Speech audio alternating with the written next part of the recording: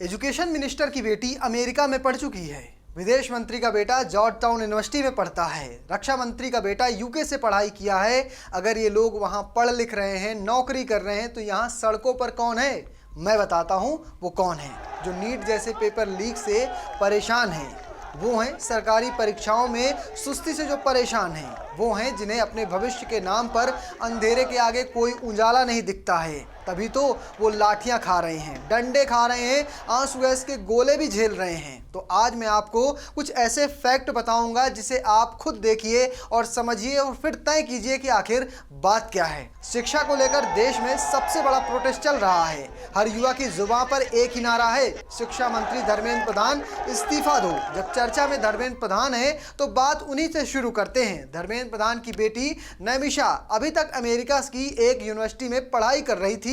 अब उन्होंने अपनी डिग्री कंप्लीट कर ली है। ये एक अकेला मामला नहीं है, इस लिस्ट में कई सारे नाम शामिल हैं। इस लिस्ट में अगला नाम है विदेश मंत्री एस जयशंकर का। उनके बेटे ध्रुव ने जॉर्ज टाउन यूनिवर्सिटी से एमए किया है और बेटी मेधा ने डेनिसन यूनिवर्सिटी से सिनेमा में डिग्री ली है। जबकि उनके एक और बेटे अर्जुन ने न्यूयॉर्क यूनिवर्सिटी से बैचलर्स किया है। वित्त मंत्री निर्मला सीतारमण जो देश का बजट बनाती हैं और शिक्षा पर खर्च तय करती हैं, उनकी बेटी वांगवी परकाला ने नॉर्थ वेस्टर्न यूनिवर्सिटी से पत्रकारिता में मास्टर्स किया है।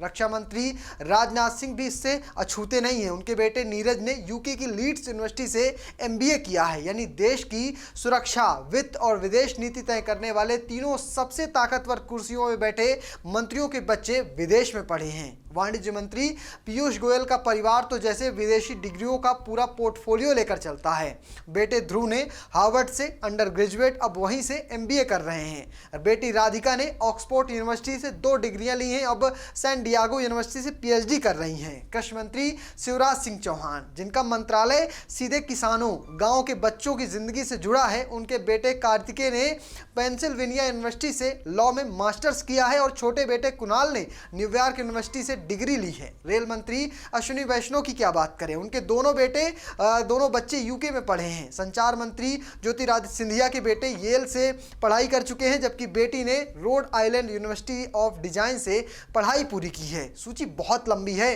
स्वास्थ्य मंत्री जेपी नड्डा भी इसमें शामिल हैं। उनके बेटे लंदन यूनिवर्सिटी से पढ़े हुए हैं। गजेंद्र सिंह शेखावत की बेटी ने ऑक्सफोर्ड यूनिवर्सिटी से पढ़ाई की है। केंद्रीय मंत्री भूपेंद्र यादव की बेटी ने पार्सन्स कॉलेज से पढ़ाई की है। प्रकाश जावड़ेकर के बेटे ने बॉस्टन यूनिवर्सिटी से पढ़ाई की है। हरदीप सिंह पुरी की बेटी वारविक और यूसीएल से पढ़ाई की हुई है।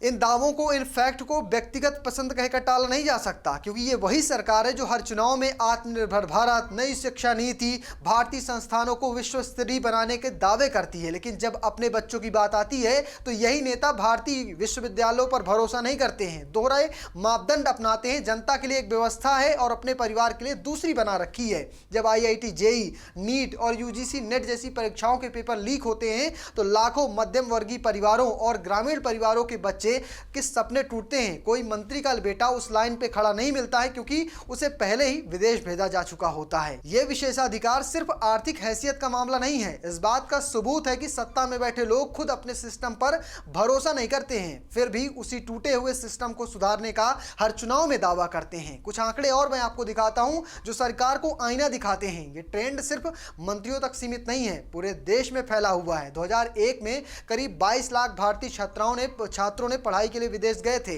जबकि 2011 में यह आंकड़ा 40 लाख हो गया। 2022 में 69 लाख पहुंच गया। जिसके पास संसाधन है वो भारत की टूटी परीक्षा व्यवस्था को पीछे छोड़कर बाहर निकल रहा है। दूसरी तरफ भारत आने वाले विदेशी छात्रों की संख्या या तो ठहर गई है या फिर घटना शुरू हो गई है।